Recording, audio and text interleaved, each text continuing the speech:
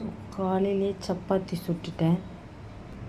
இது எனக்கு மாவு உருட்டி வச்சுருக்கேன். அப்புறம் சப்பாத்தி குருமா. பாருங்க, சப்பாத்தி குருமா. மணி 8 தான் ஆகுது.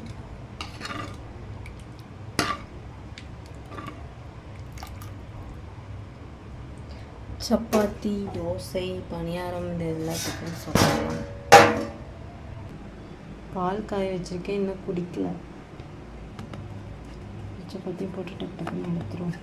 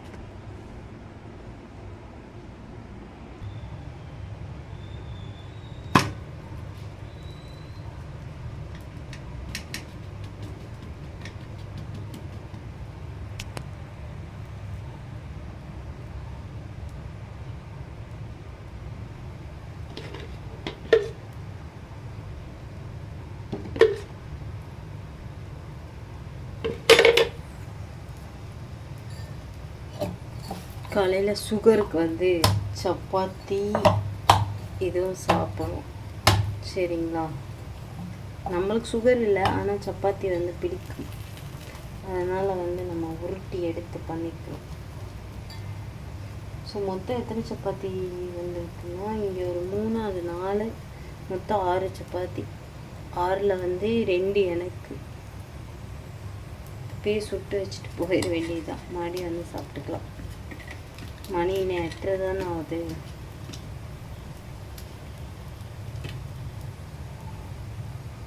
இன்னும் பாலே சாப்பிடல. ஏன்னா எந்திரிச்ச ஸ்பீடில் சமைச்சிட்டோன்னு வச்சுக்கோங்க.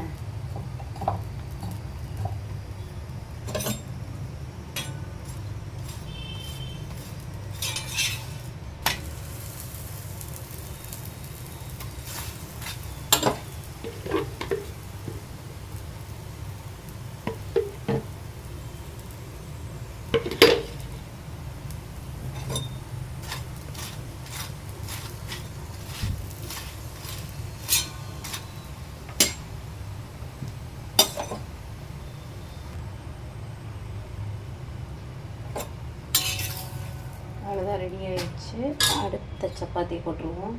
ஸோ இன்றைக்கி வெள்ளிக்கிழமை, அதனால் சீக்கிரம் கடைக்கு போயிட்டு கடையெல்லாம் மாப் போடணும். லாஸ்ட்டு சப்பாத்தி.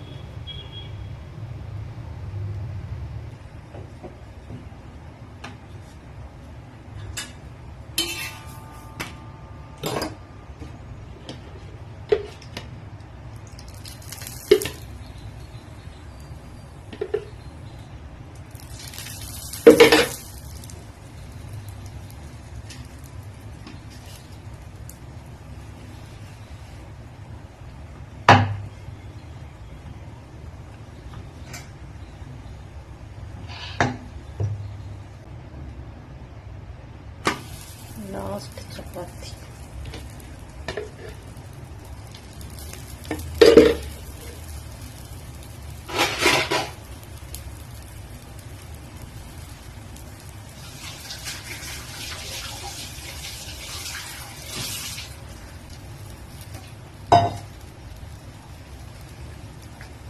இங்கே பாருங்கள், காலையில் எத்தனை மணிக்கெலாம் சாப்பாடு ரெடி, சரிங்களா? போய் நம்ம ஃப்ரெஷ் ஆகிட்டு 5 நிமிடத்தில் கடைக்கு கிளம்ப வேண்டும். மஞ்சள் கலர் தான் எடுத்திருக்கேன். பழைய ட்ரெஸ் தான் போட போகிறேன், ஏன்னா கடையை மாப் பண்ணணும், ஒற்றை அடிச்சு.